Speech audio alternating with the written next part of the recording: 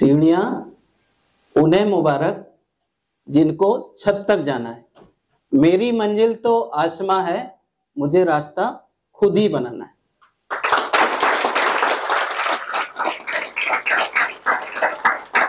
तो जहां भी हम लेने की पोजीशन में रहते हैं तो वहां पे हम हल्के हो जाते हैं, हमें कोई पूछता नहीं है। जहां हम देने की पोजीशन में हो जाते हैं तो हर व्यक्ति हमें क्या करता है, हाथों हाथ लेता है। तो जीवन में जब भी दोगे कैसे, जब कुछ भरा होगा तब खाली हो, अपनी जेब खाली हो, पर्स तो कोई क्या दान करेगा। तो इसीलिए जीवन में पर्सनैलिटी क्या है, पर्सनैलिटी में सबसे पहले क्या है, पी में प्लीजेंट। इंसान को प्लीजेंट दिखना चाहिए, किसी के पास पैसे हो ना हो, कुछ ना हो, भगवान ने एक ऐसी शक्ल दी है जो सिर्फ इंसान की ही मुस्कुरा सकती है। तो मुस्कुराने में तो एक पैसा लगता नहीं। तो अच्छी पर्सनैलिटी कहां से बनेगी कि आपने खुश रहना है हर हालत में, क्योंकि इंसान के अलावा किसी भी योनियों में 84 योनियां जो होती हैं उसमें भी बहुत सारे जो है कोटि कोटि के एनिमल होते हैं, लेकिन मुस्कुराने की पावर सिर्फ इंसान में ही होती है। और स्माइल करने से, प्लीजेंट रहने से, खुश दिल रहने से आपके अंदर नेचुरल एनर्जी आ जाती है। लोक व्यवहार में नॉर्मली आपको अगर खुश रहोगे तो हर व्यक्ति लाइक करेगा। कहीं भी आपके 10 लोग इंटरव्यू देने जाओगे, जो बच्चा जो है बहुत ज्यादा नीट एंड क्लीन होगा, कॉन्फिडेंट होगा, अच्छे से बात करेगा, अच्छे से डिसेंसी से कपड़े पहनेगा, चलने के एडिकेट होंगे, बात करने के जेस्चर अच्छे होंगे, लेकिन जो है अगर प्लीजेंट नहीं होगा तो निश्चित रूप से वो रिजेक्ट हो जाएगा इंटरव्यू। तो एक क्वालिटी क्या होनी चाहिए, प्लीजेंट होना चाहिए। दूसरा क्या आता है, ई फॉर एनर्जी, एनर्जेटिक होना चाहिए।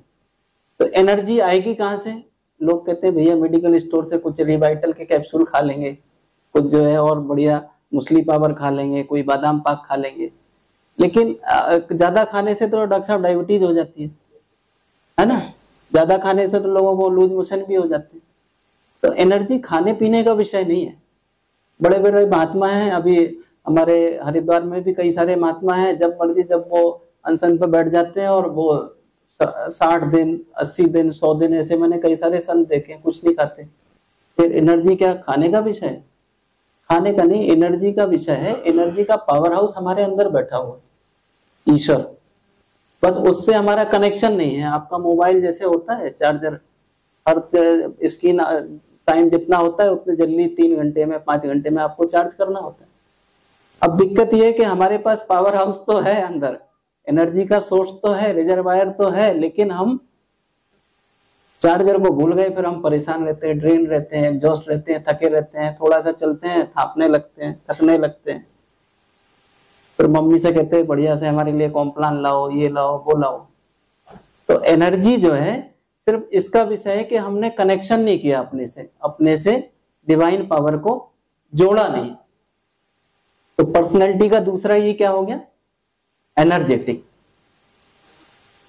फिर क्या है, आर फॉर रिलायबल रहना चाहिए, रेस्पॉन्सिबल रहना चाहिए, रिसोर्सफुल रहना चाहिए।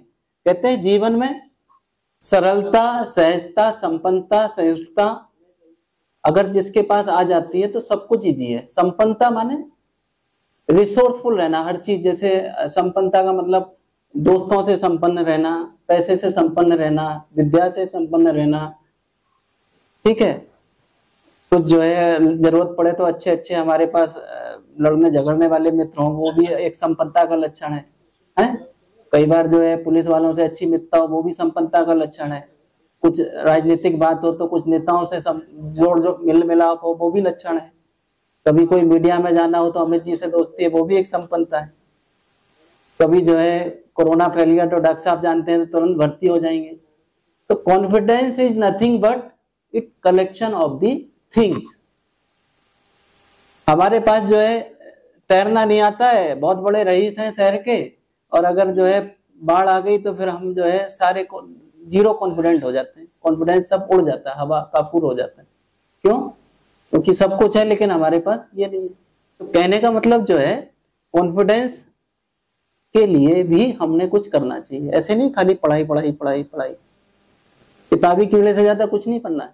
जीवन में इंसान बनना है, और कॉलेज पढ़ाई तो जो है ऑनलाइन भी हो जाती है, किताबों में भी हो जाती है, कॉलेज सिखाते हैं। अब देखिए मैं इधर घुसा और घुसने के बाद मैंने पहली बार देखा कि कॉलेज में इतने ढंग से मतलब हर जगह मंदिर, हर जगह सम्मान के साथ जो है लोगों को दैवतुल तरीके से रखना, ये देवभूमि का इससे बड़ा संस्कार नहीं हो सकता। और ये संस्कार अगर आपने सीख लिया तो जीवन में समझ लो कि सब कुछ आ गया। तो संपन्नता के लिए जो है हमने अपने इंटेलेक्चुअल को पहले बढ़ाना है। संपन्नता पहले, हम विद्यार्थी हैं तो क्या करना है, स्किलफुल। जैसे नर्स का मतलब क्या होता है, नोबेलिटी। नोबेलिटी किसकी, नर्स की नोबेलिटी नहीं है, नर्स मेल फीमेल कोई भी हो सकते हैं। नर्सिंग प्रोफेशन की नोबेलिटी, नर्सिंग प्रोफेशन माने सेवा का भाव, परहित सरस धर्म नहीं भाई। जो सेवा है, सेवा सर्विस मोटो जो है वो क्या कहता है, व्यास जी ने जब जो है पूरे वेद पुराण लिख दिए, सब कुछ कर दिया, सारी कहानी कर दी, वेदांत लिख दिया, फिर भी समझ में नहीं आया कि यार आम आदमी को कैसे समझाएं ये वेद वेदांत क्या है, ये कठिन विषय है, सरल विद्यार्थी को कैसे समझाएं। तो उन्होंने लिखा अष्टादशा पुराणेषु व्यासस्य वचनम द्वयम परोपकाराय पुण्याय पापाय परपीड़नम। मतलब दूसरे की पीड़ा को हर लेना, कष्ट को दूर कर देना, इससे बड़ा पुण्य नहीं है। और सेवा यही तो है। नर्सिंग में आप क्या करते हो, यही करते हो। तो नोबेल कॉज जो है वो नर्सिंग का पहला एन है। यू माने क्या है, अंडरस्टैंडिंग, समझदारी। डॉक्टर ने किस भाव से दवाई लिखी, किस तरीके से देना है, अब पता लगा ड्रिप उसको धीमे धीमे देनी है और एंटीजी का इंजेक्शन लगा हुआ है, आपने ज्यादा देनी, वासोडाइलेशन हो गया, वो मर गया। तो आपकी अंडरस्टैंडिंग होनी चाहिए चीजों की। डॉक्टर तो बाद में अटेंड करता है, आप बाद में बताते हो, लेकिन डे टू डे की सारी छोटे से लेकर छोटी चीज जो है नर्सिंग स्टाफ को हैंडल करने पड़ती है। और हर अस्पताल की रेपुटेशन जो है उसके नर्सिंग स्टाफ से आती है। डॉक्टर तो वन टाइम मरीज को डील करता है, लेकिन नर्सिंग स्टाफ जो है हमेशा डील करता है। तो आपकी रेपुटेशन से ही सारा कुछ होना चाहिए। तो हमें दक्ष होना चाहिए। एस फॉर क्या है, सिंपैथी होनी चाहिए। चाहे एलोपैथी हो, आयुर्वेद हो, होम्योपैथी हो, हर पैथी के ऊपर क्या है, सिंपैथी बड़ी होती है। आप जो है बहुत ज्यादा सहानुभूति पूर्वक, कोई मरीज मरने वाला भी है, हमें पता है कि इसकी रिवर्सिबल कोमा में आ गया, रिवर्सिबल हो गया, 3 दिन के बाद नहीं बचेगा, तब भी हमें उसके साथ एक आशावादी भाव से सेवा करनी है। ठीक है, ये बहुत बातें सुनने की नहीं है, मानने की है। जीवन लग जाता है ये करने में। पढ़ाने में तो 2 मिनट का काम है। ठीक है, मैं प्रेजेंटेशन लाता तो अभी 2 मिनट में बहुत कुछ पढ़ा देता, लेकिन इसको उतारने में जीवन लग जाता है। और मैं चाहता हूं कि जीवन में वो बातें आप सीखो जो काम में आए। अपने सैलरी की बर्थ को क्रिएट करो। आप किसी की अपनी जॉब के लिए सोर्स सिफारिश ना लगानी पड़े। मैंने जीवन में जो है यही सीखा कि ईमानदारी में बरकत होती। किसी भी प्रोफेशन में जो हमारे योग के अष्टांग योग कहे हैं, वो 5 नियम जो है हर प्रोफेशन के लिए लागू होते हैं। आपके नर्सिंग में भी पढ़ाए गए होंगे कि जो है नर्सिंग जो स्टाफ है उसको ऑनेस्ट होना चाहिए। हमारे यहाँ योग में, अष्टांग योग में क्या लिखा, यम नियम।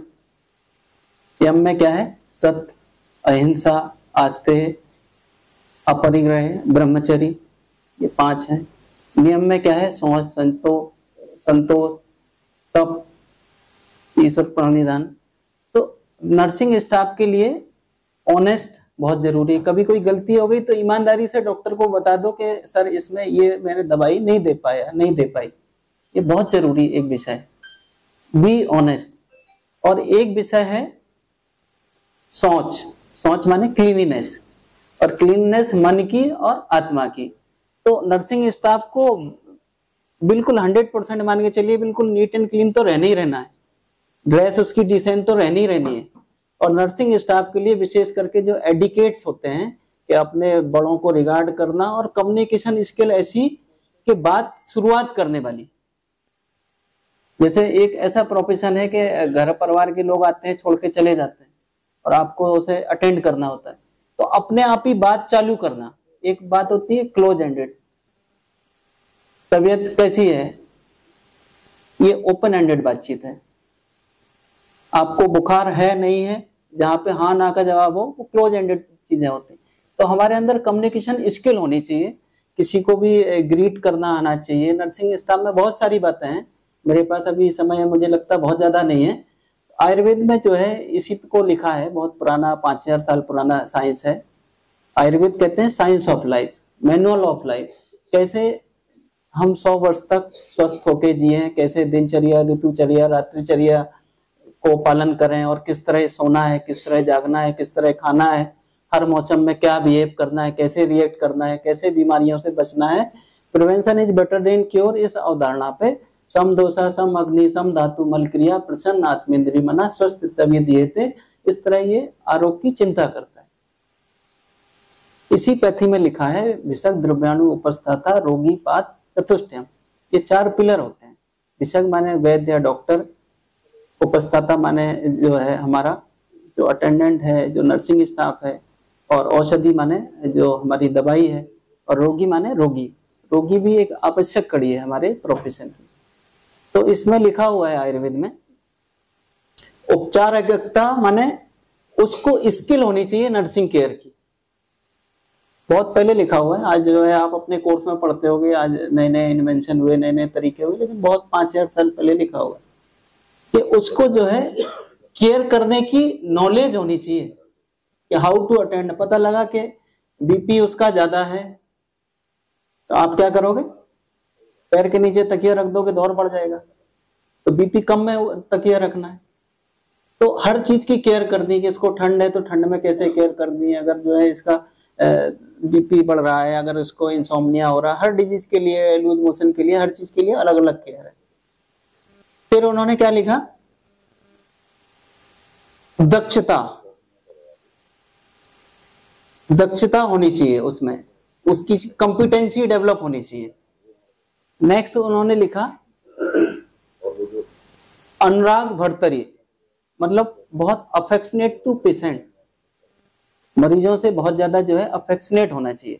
जैसे अपने घर में मम्मी पापा की केयर करते हैं, बच्चों की केयर करते हैं, इस तरह से केयर करनी है। आयुर्वेद ने ये लिखा कि बच्चों की, रोगी चाहे कितना भी बड़ा हो, वो पुत्र के समान होता है, और पुत्र से जिस प्रकार पैसा भी नहीं लेते, तो उस जमाने में ये सब चक्कर नहीं था फीस का, कंसल्टेंसी का, सिर्फ सेवा भाव से ही होता था।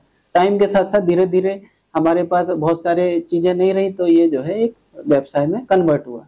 लेकिन ये एक ऐसा व्यवसाय है, नर्सिंग व्यवसाय, जिसमें आप जॉब के साथ साथ पुण्य भी कमा सकते हो, क्योंकि इसमें हम जो है किसी की केयर करते हैं और उसको खुशियां बांटते हैं, उसको जो है आरोग्य बांटते हैं। तो इसीलिए जो बांटता है वो बड़ा होता है।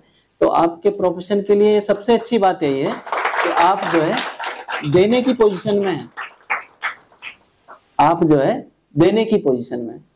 और रही बात ये कि भावनाओं से क्या होता है, ये सोचने से क्या होता है।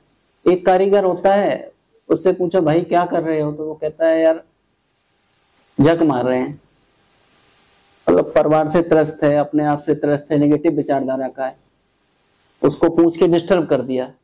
किसी दूसरे से पूछते हैं, भावनाओं का ही फर्क है, भाई क्या कर रहे हो, वो कहेगा भाई दिहाड़ी पूरी कर रहा हूं। एक भाई से पूछा भाई क्या कर रहे हो, वो कह रहा कि मैं मंदिर बना रहा हूं, मैं स्कूल बना रहा हूं। तो वो काम तो वही कर रहा है 300 रुपए 500 रुपए की दिहाड़ी का, लेकिन उसकी सोच और भावनाओं के अंतर से उसके व्यक्तित्व में फर्क पड़ता है, उसके काम में फर्क पड़ता है, उसकी इंटीग्रिटी में फर्क पड़ता है, उससे ही आउटपुट आता है। कोई भी व्यक्ति जो है बिना रिजल्ट के आपको झेल नहीं सकता, आपको बर्दाश्त नहीं कर सकता, है ना। तो बहुत सारी चीजें हैं। आपकी जो है नर्सिंग स्टाफ को स्मार्ट होना चाहिए, है ना, उसको जो है बहुत सारी स्मार्ट में कई सारी चीजें आ जाती हैं। टाइम बाउंड होना है, स्मार्ट लुकिंग से लेके उसके बहुत सारी बातें हैं। मिजरेबल होना चाहिए, उसको जो है माइंडफुलनेस आनी चाहिए, उसको रिसोर्सफुल होना चाहिए, ठीक है, एडोरेबल होना चाहिए, उसको जो है एडेप्टिव होना चाहिए, उसको कई तरह की चीजें हैं, अलर्टनेस आनी चाहिए, उसको एडमिनिस्ट्रेशन आना चाहिए। बहुत सारी बातें कभी मैं डिटेल में पढ़ाऊंगा, लेकिन मोटी मोटी बात यह है कि अपनी पर्सनैलिटी को ऐसी बनाओ कि लोग जो है कहें, शोर सिफारिश लगाएं कि यार उस स्टाफ को हमारे पास भिजवाओ। ऐसा ना हो कि किसी को जो है जॉब के लिए किसी की सिफारिश लगानी पड़े, किसी से कहना पड़े, किसी को रेफरेंस देना पड़े, और वो आपके कमिटमेंट, आपकी पर्सनैलिटी में, आपके बातचीत में, आपके करने में झलकता है, दिखता है। गुलाब को कभी ये नहीं कहना पड़ता है कि ले लो मैं बहुत सुंदर हूँ। कांटे भी होते तब भी लोग जो है गुलाब को अट्रैक्ट करते हैं, लेते हैं और जो है किसी भी कीमत पर लेते हैं, हर जगह पूजा में चढ़ाते हैं। तो खाली कांटों की जरूरत नहीं है दुनिया में। अगर खूबसूरती है, आपके व्यक्तित्व में निखार है और आपके सपनों में जोश है और आपकी जो है दृष्टि में अपना विजन है, तो कोई आपको सफलता से नहीं रोक सकता। लास्ट में एक ही बात कहता हूँ, hard work and firm determination lead to sure success. मैं सर का आभारी हूँ, आर.के. शर्मा जी का, कि आपने हमें मौका दिया बात रखने का।